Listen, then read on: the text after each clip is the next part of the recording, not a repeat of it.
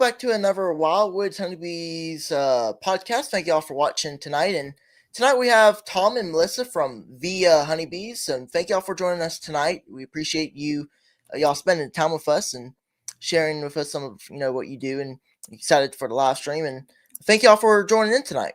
So Absolutely. Before we do get into some of the topics we do plan to discuss, we have a couple things that I'll bring up going forward. And first, before we do get into some of that stuff, questions, feel free to ask questions. I was wondering if you could just, both of y'all could just kind of tell us a little bit about you, kind of what y'all do, and kind of how y'all got into beekeeping.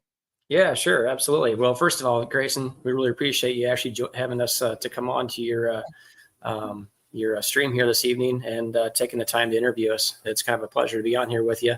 I know we follow along with your all your adventures, and it's pretty impressive. A man of your age being able to do what it is that you do. So we again really appreciate you having us on here. So so Mellissa and I have actually been keeping bees for this will be our 7th season, getting ready to go into our 8th season, as a matter of fact. And I'll tell you what, it's been an adventure, to say the least. It's been it's been good. Mellissa and I really enjoyed it. But honestly, I'm gonna let her tell a little bit of the story on how we got started. And she'll do the condensed version. I do the short story long. So I'll let her do the condensed version of how she got us kind of wrapped into it. So go ahead, babe. How I got us wrapped into it. Yeah, she got us all in it. So I was actually just on Facebook one night, and a video on a removal popped up on my Facebook feed, and I watched it, and I got kind of interested. So then I kind of fell down that rabbit hole, and just kind of kept watching videos on that. And I would occasionally, like over the course of a few days, mention things to Tom, and he's like, yeah, whatever. But then I'd start watching these videos on my iPad when we go to bed at night or whatever. He'd be like, what are you watching? I'm like, oh, it's this bee thing. And I'd kind of tell him different things about it. And he kind of would get a little interested and ask questions. And after a while, I kind of half jokingly said, hey, we should get bees. He's like, we're not getting bees. That's absolutely ridiculous. That's a stupid idea. So, but I kept watching these videos, and he'd get more interested. And finally we were like, maybe we could take some classes and just see what it's about. We don't have a lot going on right now. And so we took a few classes, decided we were going to get 3 hives in our backyard. And this summer we had 175 spread out over 7 yards. So we just kind of got hooked and got addicted. And now here we are with more bees than we know what to do with sometimes. That's right. Yeah, nice story. And y'all right there, you can get wrapped up into it and addicted to it, and it goes right from there. So yeah, great story. I do want to kind of, we'll stay around this topic, kind of talk about, y'all, before we get into some of the other topics that I want to ask as well.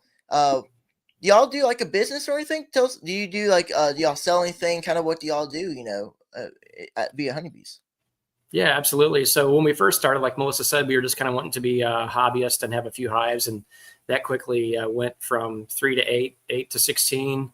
We went up to 36 or 38, then went from there up to, I think it was 70 something, almost 80.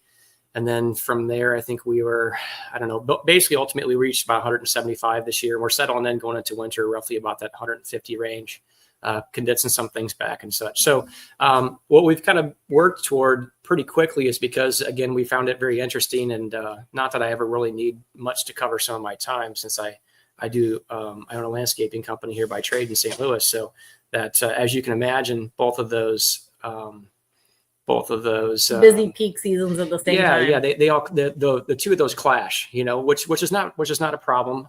I need to stay busy myself. That's something I really enjoy doing, and it helps me focus to keep really busy. So something I enjoy, which really obviously is you have had bees for a while. You understand that bees can keep you extremely busy, right? So we actually branched out very, very quickly. And the one thing that I found myself that I was very interested in, and I felt like I was pretty good at, was, we had been managing all of our bees for increase, not necessarily for honey production. Although if you do both things, I think correctly, depending on your strategy, of course, you will end up with honey, right? And you have to do something with it because, we couldn't consume, a few thousand pounds of honey a year. So at that point in time, you need to figure out an avenue or a direction that you can turn that into income so that you can maybe then reinvest it, which is basically what we've done. Quickly, we were splitting for increase, but I also liked building nukes and messing with queens so much that we started to sell nukes the last few years and really working toward a more of a hygienic bee, if you will. And I know that's kind of a broad term, but something that tends to we still treat our colonies, of course, but if they can help themselves just a little bit, where maybe we don't have to hit them quite as hard with treatments, that's kind of where, and I think that's probably a statement that I think everybody's probably striving for, right? Because at the end of the day, I don't care if you call yourself treatment free or you're not. I don't think there's anybody out there that's a beekeeper that wants to spend any money on a treatment. So, again, I don't ever think that I could be, treatment free, if you will, but it would be really nice to be able to spend a little bit less money, effort, and time. Treatment light. Yeah, treatment light. How about that? Maybe we can coin that term, treatment light. I like it. So, where it makes it a little bit easier to keep healthy bees, and it's, that was kind of our direction. So we really, really like making splits for increase, but again, we've actually started to work that from a business standpoint where, we are really cautious about what we spend, but we're also trying to grow a little bit. But I would also probably say that we're probably reaching the peak of where we want to be at, because, I think it's one of those things where if you don't make time for the bees will regulate themselves, meaning, if you can't manage 200 colonies, they're going to dial themselves back to what you can manage appropriately. So we're going to make sure that we have quality, not quantity. But it's been a blessing. We've enjoyed every step of the way. Melissa's the one that does most of the queen rearing. She's a little better at it than I am. When it comes to some of the value added items or products that come from the hive, many of the products of lip balms, candles, creamed honey, some of the value adds there. Melissa's a little better at it than I am. I tend to have a shorter attention span than she does. So that works well for her. I like to be out in the yard, getting stung and aggravating the bees a little bit more. But, basically in short, we've kind of branched out to do a few different things. But my real passion for me would probably be making splits, finding queens, marketing them, things of that nature. So that's kind of where it really lies at for me. Absolutely. And, you mentioned earlier, quality, not quantity. And, that's one thing that's really, really important to me. I'm sure most folks in our chat will really, agree with everything you said.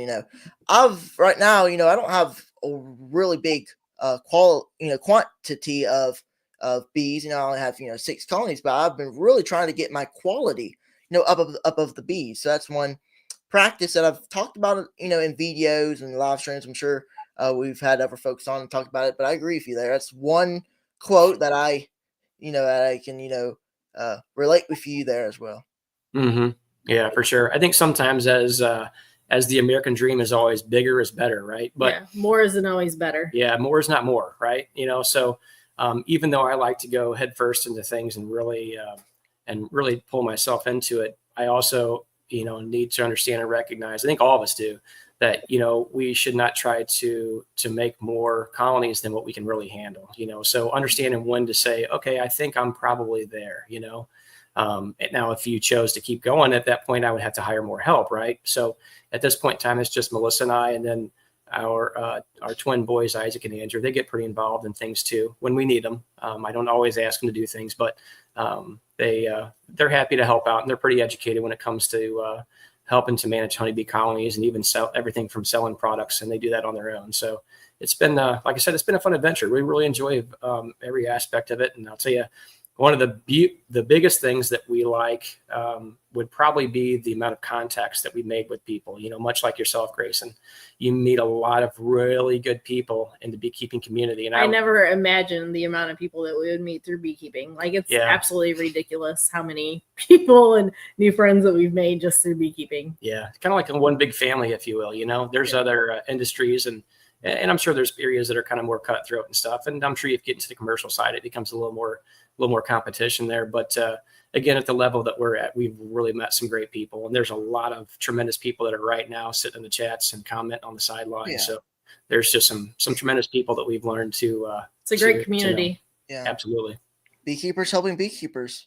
You bet. For sure. We have a good amount of folks in here tonight. We already have 25 folks in here. It's only been 10 minutes. So thank you all for watching. We have, let me see down here. We have Philip Morse from RTX Honeybees. Good to see you, Philip. And we have a whole bunch of other folks. I'm trying to scroll here real quick, just kind of see who's on here. And then we'll got another topic we can talk about. Shane from Ziggy's Bees. It's a great community, and I've learned a lot of things from our chats and from people in the comment section. So thank y'all for joining us tonight. I appreciate y'all spending time. We have Pastor Larry. Good to see you, Pastor Larry, and a lot of other good folks. Tim and Hannah, and and Stan Gore. I just mentioned Stan Gore, so good to see you, Stan. Yeah. He's already in there. Hives for Heroes, man. That's right. So since we've already I wanted to bring it up. Hives for Heroes. I was wondering if you could talk to us a little bit about that. Yeah, so I am not a spokesperson for them by any means, but I'll tell you what I do know about the organization, the Hives for Heroes. You see, I've got it on my hat right now. I quickly found them. I think I've seen them a couple times before it. I believe the Hive Wives. It was in Slidell when you. But yeah, when we were down in Slidell, not this fall, but the fall before 23. Actually, they were down there. Steve was down there. And I can't remember who else was there at the time off the top of my head. There was a couple other guys that were there and chatted with those guys for quite some time, really became interested in the organization and had signed up with them. To be a mentor. To be a mentor. That's right. Yeah. Yeah. I myself am not a veteran. That's reserved for those guys who really stuck it out there and put it out there for us, even as first responders too. So, the more I started to learn about the organization, the more I was just like, I can't not help out here. This is all about community. It's all that organization screams community is what it does, helping others out, and I'd say, some of the research that they've done before that say that beekeeping really helps out people that have had past stress with PTSD and other ailments like that. I just thought to myself, man, I'm like, you know what? Yeah, I want to get involved with this myself. And they have actually been at our conference last year, and they're going to be there again this year. The EMBA in February. Yeah, in February. Mm-hmm. So we're happy to have them there to maybe grow some stronger roots in the Missouri area. And really looking forward to having those guys out. Always try to promote them at every step we can. They've got some great events coming up here at Nobby. Unfortunately, we can't join them that Friday night when they're having their dinner, what have you. But we've been involved here lately through the help of Mr. Philip Morris there at RTX Honeybees, spearheaded a very, very nice raffle fundraiser, if you will, for, again, a great organization. We'll just finish each other's sentences all night. That happens all the time, Grayson. You just it is, buddy. Yeah. But yeah, Philip started this raffle with just his one gift basket that he was going to give away, and it quickly became so many people was like, I want to add to it. So I think we've got 7 or 8 items now to be raffled off.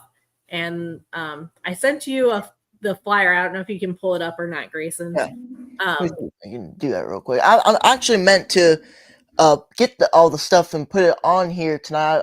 I apologize for that. I forgot to do that. Here, give me a second, but keep on talking. I'm listening. I had just updated that flyer about an hour before your live started, so that's But we have a basket in there. Philip has a basket in there.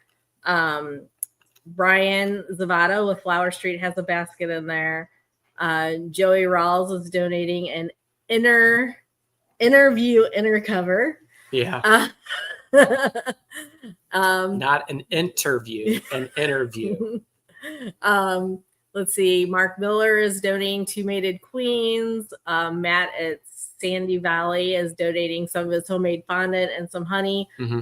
Carl with 2 Bratz bees is donating a basket with some of his peanut butter creamed honey, some liquid honey, and a candle. Phillips basket has, I'm trying to remember here. I was just trying to Phillips basket has like 3 honeys, 3 pairs of earrings, and I think a candle in it. That's ours. I was on Philip. Keep going. Okay, keep going. Is that it right there? Yep, that's there it. It is. There we go. I don't know if you can make it bigger or not, but I'm not proficient in this whole screen sharing thing. So it's not really too big. Let's see. Well, you can see how Sarah's Happy Hives has got a very, very nice laser cut box with some of her 24 karat gold fleck honey. Westcliff is doing the hat, the No Life Beekeepers hat and tumbler. And then this one right here, James Noel has a creamed honey and I think 3 or 4 other honeys and some honey sticks in his basket. So some really, really nice gift baskets and items. $780 in donations. That's amazing, Philip. But you can see at the top of that flyer, there's all the ways that the tickets are $5 a piece. There's 1, 2, 3, 4 different ways to pay to order your tickets. Mm-hmm. Every $5 is every $5 you donate gets you a ticket to win a chance to win one of these prizes in the raffle. The only thing is the fondant has to be picked up at Nobby because that's 50 pounds of fondant. That would be so expensive to ship. Yeah. And then Mark Miller will mail out the Queens in May. There you go. Oh yeah. Great. I would say even if somebody on there didn't find something that they liked and wanted to take a chance on it, there's no way that Philip or those guys are going to turn down a donation if they say, hey, you know what? I'm not even really concerned about the great gifts that are on there. I'm just more concerned about donating. You know what? If you want to donate $1,000, donate $1,000. And then the drawing is actually going to take place on Joey Rowell's Live this Saturday at 7 p.m. Central. Yep. So that will be this Saturday, the 21st. And I think, if I'm not mistaken, Joey said you have to be on there and present to win. Was that right? No, that's Ricky's. Oh, that's Ricky's. I'm sorry. He's mixing up drawings now. Yeah. See, that's why I don't get into the particulars, Grayson. That's why Mellissa handles it. Oh yeah. Let's see. I'm looking here, but yeah, that's will be great. I'm looking for questions. I think there's some questions somewhere in here. Let's see, original meme song. Where do I get them? I want some honey sticks, or where do I get them? Well, we don't sell online or ship. I don't know if anybody else in the chat does or not. There we go. Yeah, we do have a web page, but it's under construction right now. We really haven't done, besides somewhat semi-local and then to friends and stuff, we've shipped stuff out too. Yeah. Let's see. Here, I'll go on and clip that off. I think then, here, give me a second. We have some. Thank you, Tim and Hannah from Gunline Bees. Let me exit this out real quick. There we go. I wanted to bring up our the next thing, because you sent me the link to y'all's workshop. I don't know if I already mentioned that already. Did I already mention that? I can't really remember, but no, we didn't go into it too much. Oh, that's right. I wonder if y'all could just bring up y'all's workshop, because y'all sent me a PFD 2. I apologize if I did bring it up. I'm managing this comment. We're good. Yeah. Well, and Philip had a question about how do we manage to volunteer so much and work and keep up with bees. So we are fortunate enough that Tom does own his own business, and I stay home for the most part. So we do have a little bit of expendable time that we can kind of, it's not expendable. It's just we're able to manage our time, that we are able to work bees and then do volunteer stuff also. So we're very blessed that we have the extra time to do these things. It usually requires a lot of long days, and there really isn't a whole lot of downtime. But again, like I mentioned earlier, that works pretty well for me. I don't mind staying busy. We have to keep him busy, or he would have those black eyes that Philip's always giving him in pictures. No, that's Lee. That's Mr. Lee. Oh, yeah, Lee. Does that Kodiak Lee. Farms bees. That's Lee. Yeah. Yeah, every time I see it, if he gets a picture, I know he's going to throw something up, and it just cracks me up, man. I absolutely love it. It's hilarious. Tom can't sit still, so we have to keep him busy. Yeah. But yeah, so as far as the conference in St. Louis that's being hosted by the Eastern Missouri Beekeepers Association, it's a workshop that they've been doing for the last 15 years. And we just are part of the board on that. So we like to promote that as much as possible. Mm-hmm. That is happening. The actual workshop is on February the 8th. However, there is the day before the workshop on February 7th. We always hold a banquet that evening. It's a separate ticket, separate purchase that you have to make on the Eastern Missouri Beekeepers website, easternmobeekeepers.com. Mm-hmm. So there's a dinner the night before on the 7th, but this year we are also hosting the American Honey Training Council, which they're going to be putting on their honey judge class. So if you're interested in becoming a honey judge or just interested in entering honey shows and want to be a better entrant. Mm-hmm. Yeah. Tom and I took the class in Illinois, back in the end of October? Beginning of November, something like that. It was a really good class if you're interested in honey show stuff. Mm-hmm. So anyway, they will be doing a class on Friday from 8. I can't remember if it's 8 to 4 or 8 to 5. And then our vendors are actually going to be setting up that Friday also. So our vendor hall will actually be open that Friday afternoon at 3 for people to shop and, meet the vendors and talk to vendors. And then that dinner is at, I can't remember, it's 5 or 6 right now off the top of my head. And that's all on Friday. And then on Saturday, we have our workshop from 8 to 5:30. We have Bob Benny speaking. Oh, Bob Benny will also be speaking at the dinner the night before. So Bob Benny will be speaking at the workshop. Natalie Summers will be speaking on the beginner side. Mm-hmm. We have 2 different tracks, a beginner track and an experience track. Mm-hmm. Natalie will be speaking on the beginner side. On the experience side, Bob will be speaking. Corey Stevens will be speaking. Earl Hoffman with Strong Microbials will be speaking. And Jim Masucci, who is a local gentleman who worked for Bayer Monsanto. Yeah, he worked for Monsanto as a researcher. researcher. As a researcher for 20 years in the Varroa field. Yeah. Those will all be speaking on our experience side. As well, we'll be having a honey show that has 20 different categories that you can enter, with some great prizes with that. And it's just going to be a really, there'll be 16 or so vendors there. Mm-hmm. Hilco, Bob Benny's going to be there. Greg from Nature's Image Farm is going to be a vendor. Comfort Pro, 21st Bees, Motherload, Is the Bees, our local bee shop, will be there. Trying to think who else. Strong Microbials will be there. Easy peasy Dan Long with all his rearing gear. Yeah.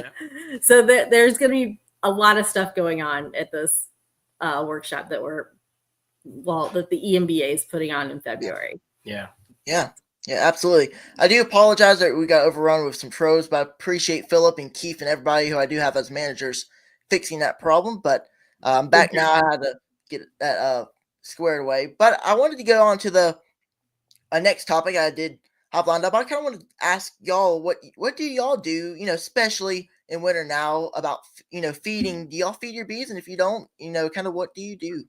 Yeah, absolutely. So that's a great question too. It's always one of those things where I see people on different sites and special social media, and they'll ask about feeding, and everybody's got an answer and everybody's got an opinion about it, right? So I can just say what it is that we do. Here in Missouri, I would say our season is pretty typical of anywhere in the Midwest, where we do have a pretty good winter. Generally by the end of October, the bees are going to be flying some, and it's hit and miss, and it'll happen through December, and even some of the other months that throughout winter, January and February, if we get some warmer days, you can see them fly. But we basically work toward, that whole idea of the beekeeper season begins in July, right? So about that time for us, our honey flow, generally speaking, has pretty much subsided. It's gotten usually pretty warm. Most of our fall or our summer forage, we might see a little bit in there, but ultimately things have gotten pretty dry. So at that point in time, we mainly focus on pretty quickly there. And for us, I would say somewhere about July 4th, we kind of work toward actually pulling the honey supers off. And then usually immediately from there, we actually want to get into our bees and check to see what the mite loads are. And typically what we'll do is we'll have 3 or 4 of us out in the field, a couple people pulling supers and pulling bees out of them. And then from there, Mellissa usually comes right back behind us. And each one of our yards consists of anywhere from 15 to 40 colonies, depending on the area and such. And not every single one of them would be production colonies. Some of them are a little bit smaller, even though we've tried to manage those in a different area. But she'll start checking for mites and things of that nature. Now, as long as at that point in time, the bees, after we pull these supers, if they still have some feed available for themselves within the colonies, we try to look for 1 frame of honey or stored sugar syrup within the colony when you have one frame of bees or brood. So, depending on how much they have been brooding every year, sometimes it's just a little bit different. Things are kind of variable a little bit. It's not anything that's really hard, any hard lines for that. But I would say, as a general rule of thumb, if I can find, 4, 5, 6 frames of food up there, I'm pretty content for the moment. And then I don't mind going ahead and putting my treatments on then, so I won't worry about feeding at that point in time. We have only used organic treatments in our hives. I've never used Apivar or anything like that. Not that I'm not a proponent against them. It's just a way we've chose to go. We generally like Apigard. That you have to be careful with it because it is heat sensitive, and at that time of year it is pretty warm in St. Louis. But we can usually find some good openings in there. So we usually work forward then on getting our treatments on our hive. So I may not be concerned about feeding at that point in time. But then after I get my treatments off and such, I usually come right back behind there with some stimulative feeding. They usually at about a 3/4 to 1 ratio. And that I'm looking for just to stimulate them back to laying. That Apigard does a pretty good job of slowing that queen, if not shutting her down. So we want to kind of get her back in action a little bit. So, and even the whole time we can have some pollen flows kind of hit and miss coming across there, but that's not necessarily a nectar flow, So, and again, depending on where our bees are at, if they have several frames of food up top, which I would say as a general rule for us, they typically do not. But if they did, I'm not as concerned as much about feeding, right? Because I'm only doing it. I've got a really solid reason behind it. I don't feed them just to feed them. It's expensive. Sugar has gone up. It's gotten crazy this year. It's up around 80 cents a pound. If you're buying it, in small batches. We've worked really hard this year on trying to find good sources for buying in 2,200 pound super sacks of sugar. And we've taken in 4 or 5 of them this year, actually. And fortunately, we were able to find that because at a pretty good rate, and we started feeding back. I probably, as an average, most colonies throughout from say late July, early August, probably until sometime in mid-November, most of those colonies probably at least 6 gallons of feed. Most of those, the first 2 were at a 3/4 to 1 ratio. And then I switched over to a 1-to-1 because I wanted to not only just stimulate them, but I wanted to get them to where they started adding a little bit of weight to there.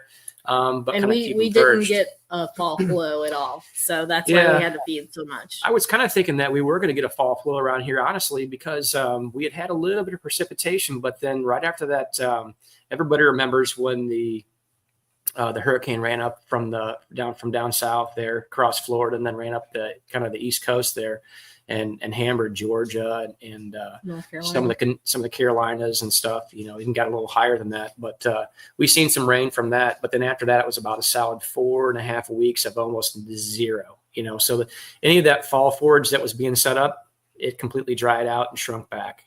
Fortunately, we did pull some pollen off of that, which, if anything, I would probably rather the bees grab pollen out of nature because I can feed back a sugar syrup. And I think it's a little harder to mimic pollen than it is the sugar source. So I'd rather feed back a sugar syrup than try to feed back some pollen substitute, right? But, again, we fed, I would say as a general rule of thumb here too, you can feed through the end of October pretty well. Mm-hmm.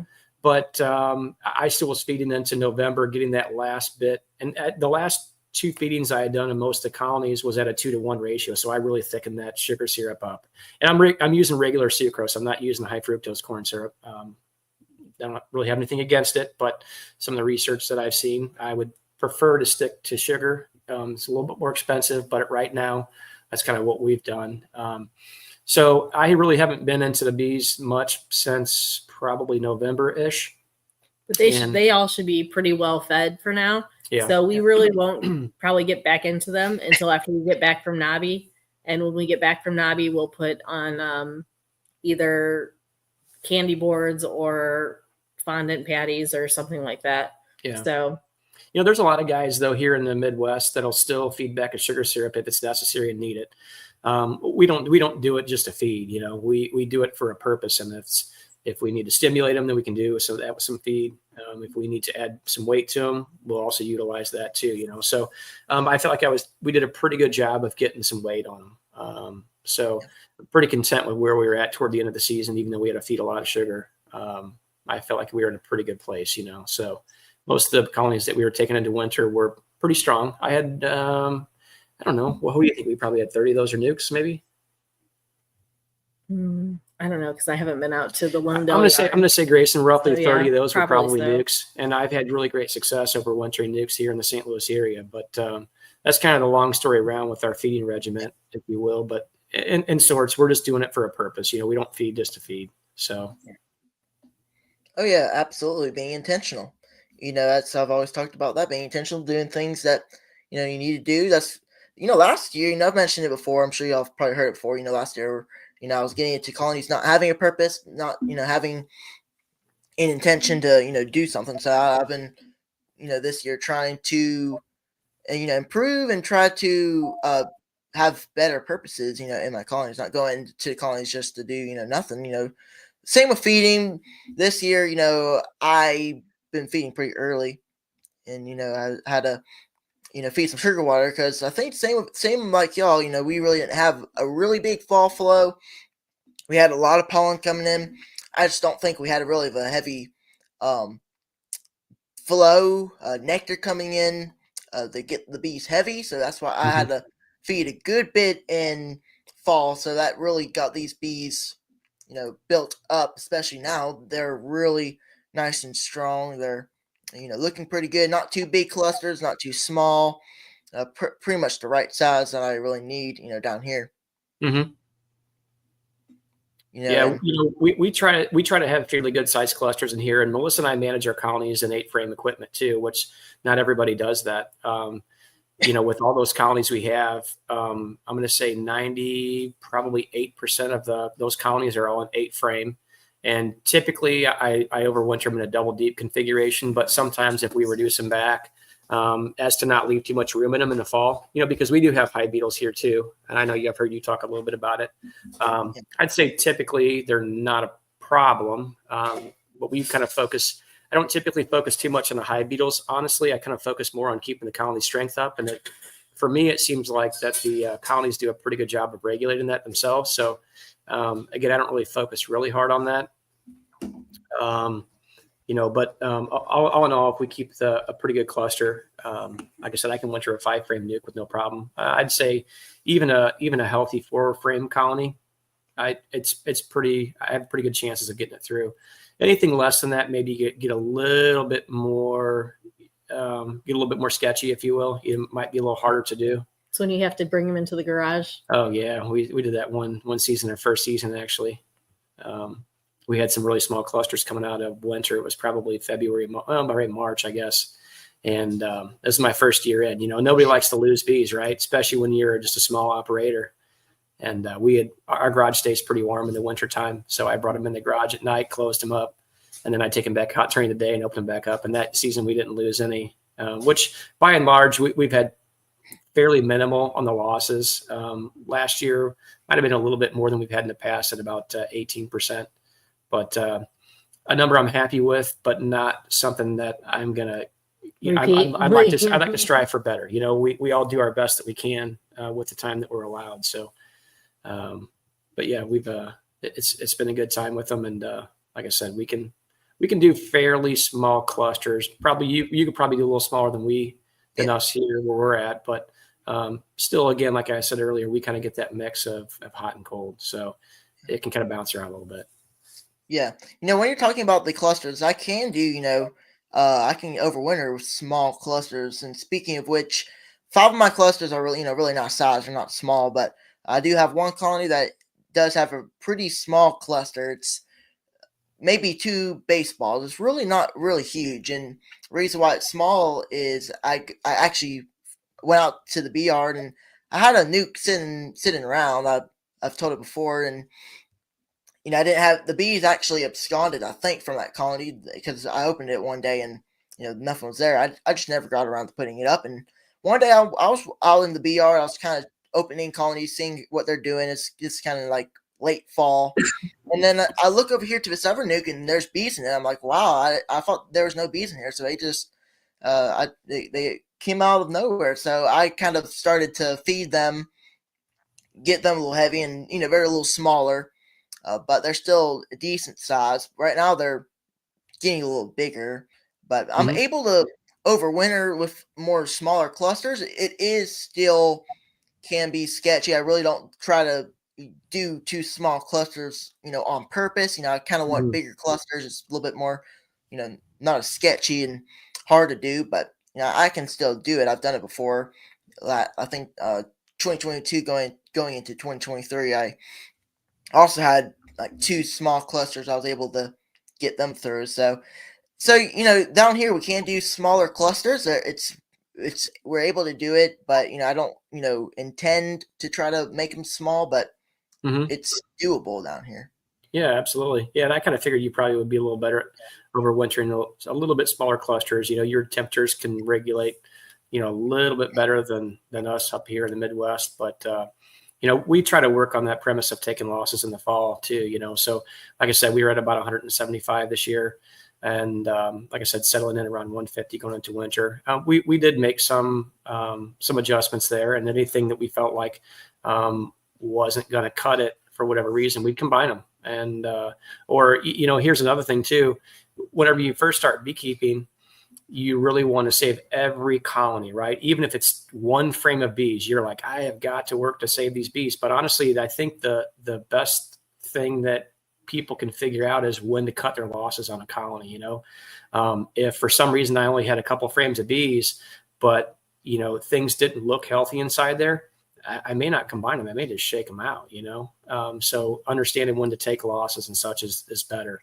Another thing too is you don't want to go putting a whole lot of effort and time and energy feeding them pollen, feeding them sugar syrup, all kinds of stuff. If you feel like, hey, these girls or this colony is just not going to cut it. So that's something that we've worked toward. And sometimes those are lessons that really are learned. They're hard learned. Yeah. And they're really learned through experience. If you have 6, you want to come out of winter with 6, because again, if you lose a couple, that's a pretty big percentage of your operation, but if you have 100 hives and you lose a couple, you don't really lose much sleep over it, So I think understanding when colonies need some help, maybe some requeening, they need feed, or they need certain things. That's the key to understanding when you're reading these frames and what you see and how you make your manipulations, knowing when to remove that queen. When to cut your losses. Yeah, that's really the biggest thing. And I'd say that's probably one of the biggest lessons that we've learned probably over just the last few years, is really knowing when to shake them out and move to the next one.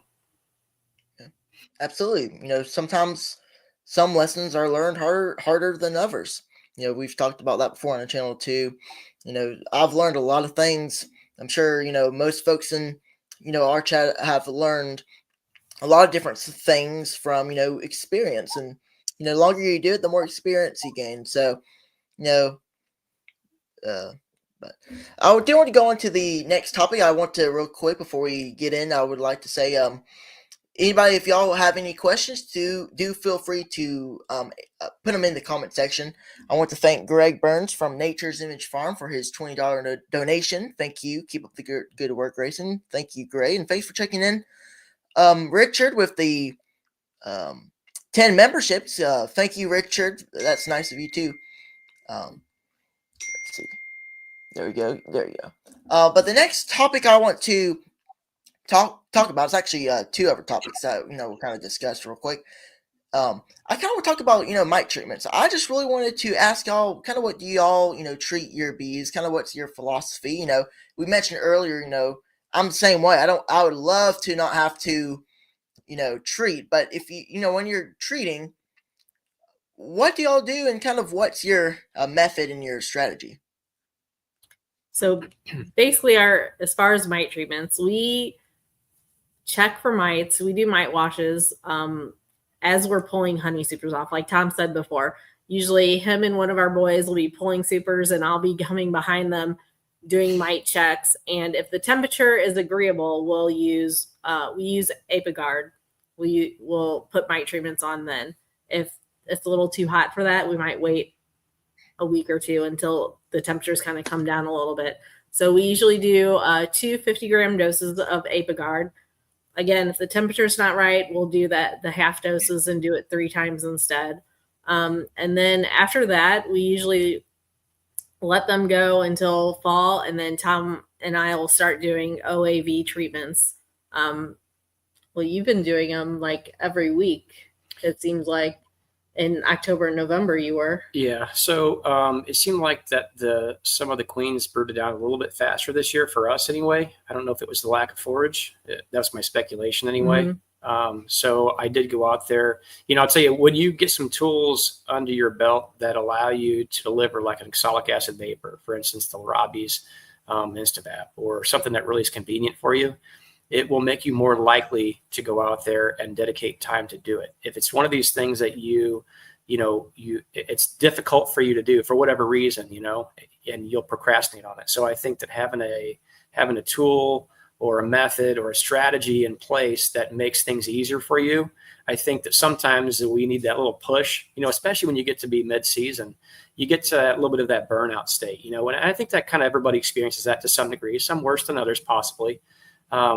But you kind of want to ride it out a little bit. But I think that's the time you really need to kind of hammer down and really make sure that the colonies, if you do a mite wash on them or do a selective mite wash. So if I had 6 colonies, I'd mite wash everything. If I had 20 colonies, I'd mite wash everything. I would do my preferred treatment, whatever that might be for you. And I'm saying that's going to vary from somebody up north to somebody down south. If your temperatures are 100 degrees, I don't think I'd probably use Apiguard. I'd probably switch it up a little bit, but where we're at, we can usually find some reprieve, even in the hottest parts where Apiguard does work. Now we have to be very cautious with it. And I've got a nice little story along with that, just sharing experiences, like we say, talking about those lessons that are hard learned. I found that you cannot, and I was at somewhere around that 83 degree mark. Our humidity has always been pretty high. But I had several, I'm going to say somewhere around 50 nukes or something still, even for some late season splits that we had made. And we were going to use those to plug into colonies that had failing queens and things of that nature. Anything that we didn't need to plug in, we were going to overwinter those for this next season. But I did use some Apiguard treatments on some of these colonies, these nukes. And I probably there was probably 9 of them, I think, that I ran the bees right out of the colony. So they absconded. And, I'll tell you what, I think that, it was too high of a dose. That's a humbling experience. Nobody likes to admit failure and say, hey man, I screwed up here. The things weren't right. What I didn't work. Clearly the bees absconded, so a little bit of that probably could have been a little bit of robbing, but I'll take the full blame for it and say, okay, what happened here? What were my temperatures? What did I use? How did I use it? And what can I do differently from there to try to ensure better success the next year? So after having that hit, I was pretty discouraged in myself about, what I had done there. And I felt like, okay, I need to either, for one, lower my dosage and then draw it out for another treatment. Or maybe, even though there's some science out there that's kind of proven some of these to be a little bit ineffective, doing multiple rounds of oxalic acid vapor. But, it's always that tough period, especially with anybody that has a lot of heat, much like yourself, Grayson. You're limited on certain things that you can use, especially if you don't want to use a synthetic treatment, So again, typically that Apigard is one that we've really gravitated to, and by and large, over the last 7 years of our beekeeping, it's been pretty successful. But I've heard people in the past say, "Oh, I put my treatment on, I'm good," and I'm like, "Did you check the mites just to kind of get an idea?" And we have to understand too that by doing an alcohol wash, it's not 100%. Proven that's accuracy. Accuracy. You're getting a read on something. You're trying to get a benchmark. So if you had X amount of mites beforehand, you put your treatment on and you check it again, and your mites have gone up. Clearly, that treatment didn't work. So now you have to switch it up and figure out a different method that's going to work for you and your climate with your operation. Based upon the way you want to operate. So we've had pretty good luck with Apigard. I've had to come back on some and do another round thereafter. But again, I have to be very cautious with it because, again, our hottest months are July, August. Typically by September, it's usually starting to round that corner pretty well. But I think that next year I'm going to work towards something else a little bit different. I did like the information that Greg Rogers put out there about what his experiences were this last year with using some sort of a not just a flash treatment, but using something that stays in the hive, like an extended release, something that you're not going to take mite loads from up here and knock them down. But if you can have a low mite load, you can maintain for a period, So that's something that Mellissa and I are looking into for this next season and have been talking pretty extensively about how we want to work that into our management plan. Again, still working toward the fact that we would love to have colonies that have some hygienic behavior to them. I don't like to overuse that word because I think hygienic, nature can be such a broad term, where everybody's like, "Oh, my bees are hygienic." Well, okay, maybe they are, how do they help you in controlling mites and or illness within the colony? Are you noticing things? Are there things that you don't have to treat as much? What does that look like for you? But for me, again, if I don't have to treat as much, that's money in my pocket. That's time that I'm able to save. So again, that's something that we're still kind of striving for and picking from the best ones that we have, kind of going a little bit off course. Mellissa and I did purchase the UBO testing kits here at Nobby this last year. And I tell you what, I was so extremely busy this year that I got to the point where we didn't get a chance to use it. So I feel like I just kind of threw that money away a little bit because we didn't get to use it here this year. But we had every great intention to do it. But I'd say sometimes you feel like you're playing firefighter when it comes to being a beekeeper. So you're always putting out these fires and you can't get to the things that you really, really want to do. You want to start testing for hygienic behavior and things of that nature. But again, it's always those live and learn scenarios. Nobody's perfect. You always try to adapt with what you're being thrown at you. And every year is a little bit different. So, you get that little bit more knowledge under your belt based upon your experiences that you've seen, and you kind of keep plugging forward and trying to do better the next year. And that's what we've always been striving for, again, since we started, really. Well, and you asked about our regimen. So when we're mite washing, we also want to keep it a 1% threshold. That's our, you hear 3%, but we try to keep it at 1%. And if we see anything and we don't mite wash every single hive. Like if we have a yard that has 40 hives in it, we have our bees on our stands, our hives on our stands between 6 and 8 hives per stand, I think it is. And we might only check like 3 hives per stand. And if one hive on that whole stand has a high threshold, a high mite load, we'll treat the whole stand. We basically treat our yards as a whole, not just as individual hives. And then we also like to, we do our best to have our Apigard, our treatments done by the end of August, because that's when that queen is starting to brood up for those winter bees. So we really want them clean of mites when she's starting to lay those winter bees. And then again, when we'll kind of have a break from any treatments until, usually in the past, we didn't start doing OAV until like December and January, but Tom had just kind of wanted to be more proactive this year and started a little early to see if we see a difference in the bees coming out of winter. Mm-hmm. Definitely. I want to go on and answer some questions real quick. We have a couple here. Let's start out with Nature's Image Farm. Greg, good to see you. Thanks for checking in. And He asked a question. How many times does Tom say my wife was right in the bee yard? Never. What happens is that if we start working together when we get in the bee yard, we'll start together. And if we start like getting on each other's nerves, he'll go to that side of the bee yard and work that side, and I'll go to this side and work this side until I get to something heavy I need him to lift for me. Mm-hmm. Yeah, but usually by then, Grayson, though, she's made me mad, and I just do my own thing. I told her to deal with it and work it out. You know, she's a beekeeper. She's gonna get stung. She's gonna have to lift some heavy boxes, right? You know, I don't mind getting stung. I don't do the heavy boxes though. Yeah, that's what I have him around for. No, her and I, you know, jokingly, Mellissa and I pick on each other a lot. You know, we've been married now for 26 years.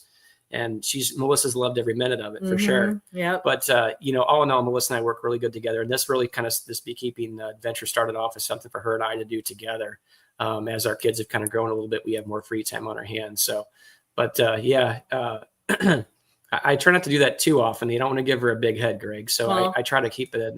As Lee says down there, then Tom ends up with a black eye. Hey, you know what? Sometimes it's a cause and effect thing is what it is, you know? It just is what it is. Here, you've looked more into the OA towel and strip thing. Yeah. So that's something that we kind of worked. We kind of started researching a little bit now. I'm not going to say I'm by any means any kind of an expert when it comes to this, honestly. But that's something that we kind of thought about doing. Something, you know, we're talking about not a flash treatment, not something to go in there and knock mites down at, you know, that heavy hitter, if you will, to bang them back, but something that when we can get them where we want them, you know, ideally you get them down to zero, right? I think everybody in this chat here strives for that. But we also understand that that's probably fairly unrealistic. So we work toward the best that we can do. And I think that it seems like those shop towels, if you will, or that extended release treatment, especially like oxalic acid. I've always been a big fan of it. And I've heard a lot of really experienced guys, much better than myself, talk about that. And is it possible for bees to become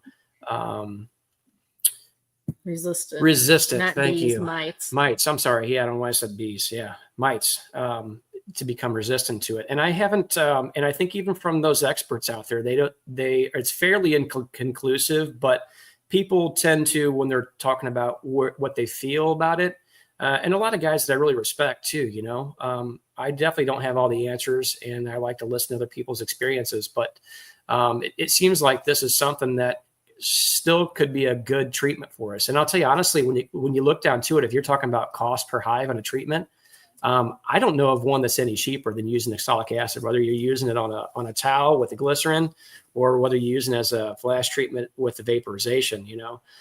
So, and again, like DC said, it's an organic acid. This is something that naturally occurs. We see this in honey. I think this is naturally occurring typically in rhubarb. I think you see it in it's in a lot of food. Yeah, there's a honey that's derived from somebody help me out here in the chat. It's on the tip of my tongue. There's some of that oxalic acid has in a couple of these nectars that are out there too. So it's something that naturally occurs. So it's something I've been pretty much a fan of. Again, not that I have some specific hatred towards synthetics. I just things that I've learned show that they hang in the comb a little bit longer, and you know, they can have some interactions. You know, if the bees come into contact with other types of you know, toxins, herbicides, pesticides, things like that, fungicides. Sometimes that can have a synergistic effect in the hive. So it's just something that we've kind of tried to keep toward the organics, basically. Yeah. The next question is from Jack and Danetta and says, question for Tom and Mellissa. Who was the beekeeper first? Did y'all start as adults or youth? So definitely as adults. Well, Tom might have been a youth. He's still a youth. Are we talking actual physical age? We're talking mentality here. So we started together. You know, I watched that video. Then we decided to take classes. We took 2 or 3 different classes together and got bees together, and it's all been crazy since then. Yeah, everything's been same. Jack and Danae, it's been, for us anyway, it's just we started at the exact same time 7 years ago. I mean, I just turned 20 the other day, so you know, at the age of 13, something like that. Yeah. No, I'm just kidding. Yeah, so Melissa and I started at the same time 7 years ago. Physical age. Physical age. Oh, okay. Well, yeah, that changes things. Well, then I was an adult by physical age. So yeah.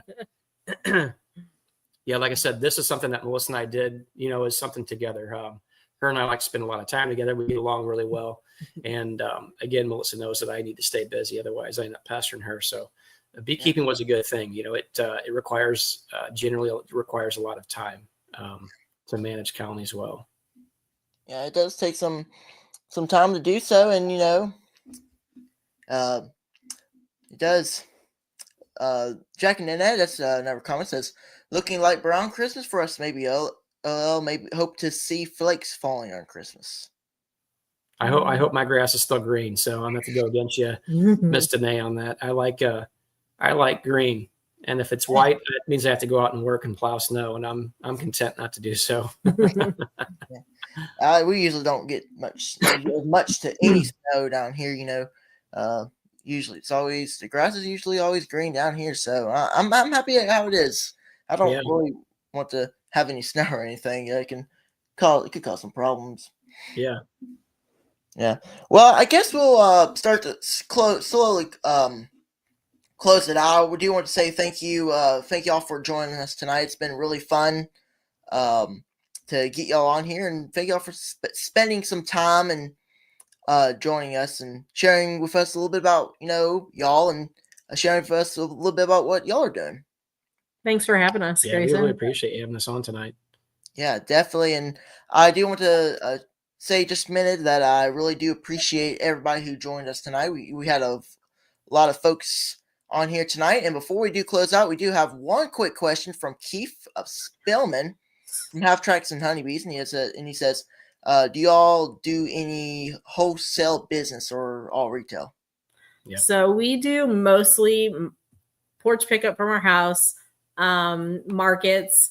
We have honey in 2 different little stores. Mm-hmm. When we put them in stores, they get between a 20 and 25% discount. And then we don't wholesale necessarily, though. We do sell it by the bucket. And when you buy it, like we sell our honey $12 a pound in the plastic squeeze bottle. If you do the 5-gallon bucket, which is 60 pounds of honey, it's $360. So that's about $6 a pound. Yeah, so you're going from $12 a pound to $6. So when you're talking that's about as wholesale as we get. we're technically not on the wholesale, because wholesale is going to be down to under probably $2 a pound.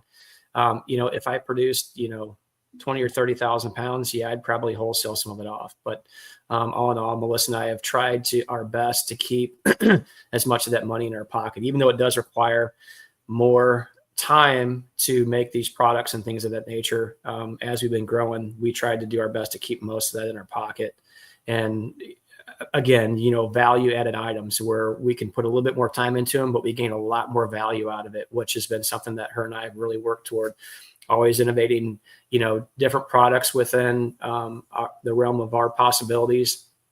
Creamed honeys, lip balms, candles, things like that, And but the one thing that we work toward, not only just making more, trying to make more revenue streams within that, is really dialing it in and trying to hold our quality very, very high.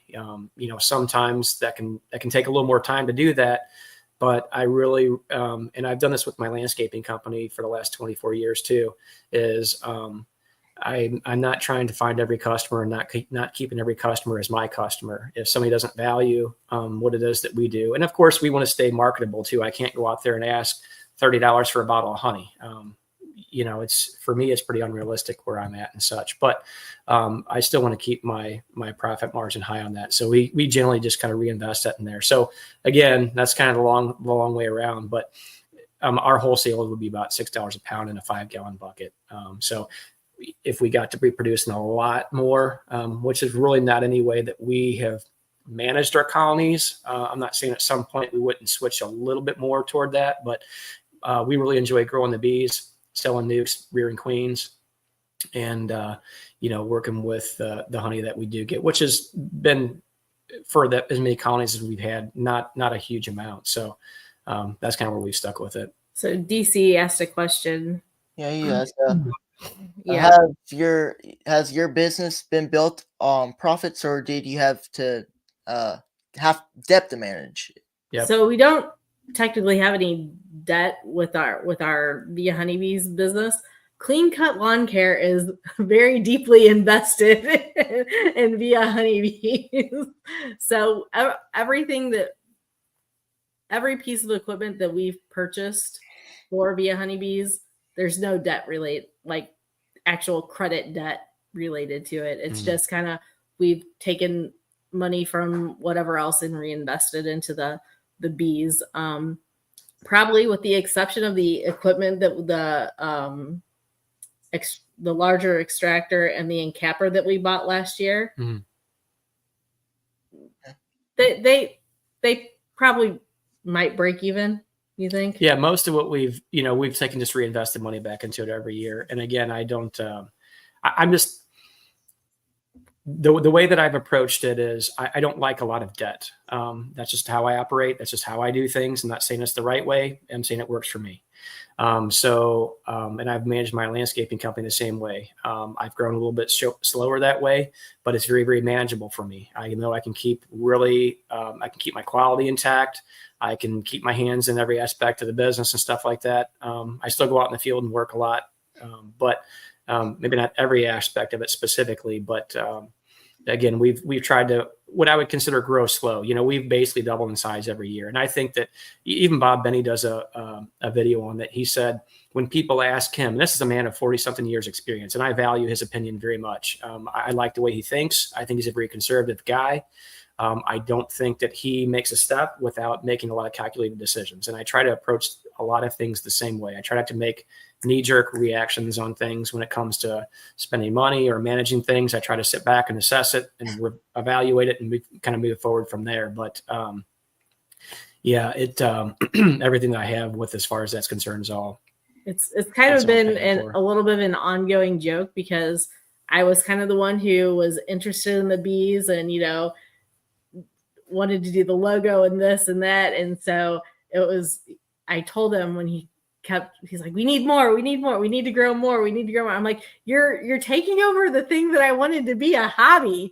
And I'm like, so it was always kind of a joke that I'd tell him, like, this is my company. You have your company. This one's mine.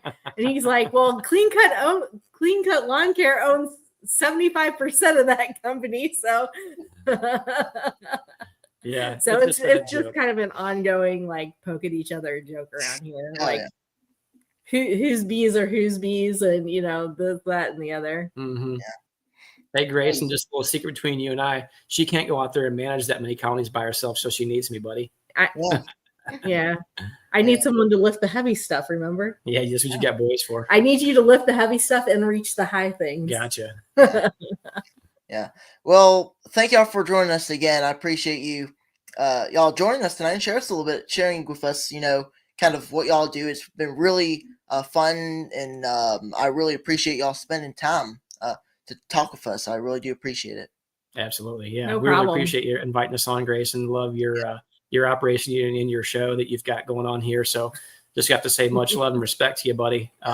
Keep on doing what you do, and keep being innovative. I think we need younger guys like you to come in there and start showing some of these old dogs how to do things right. Just a different perspective. So keep up the good work. Thank you, and y'all too. Everybody have a good night and Merry Christmas to everybody, and we'll see y'all next week. Thank y'all for joining us. You're ready later. See ya.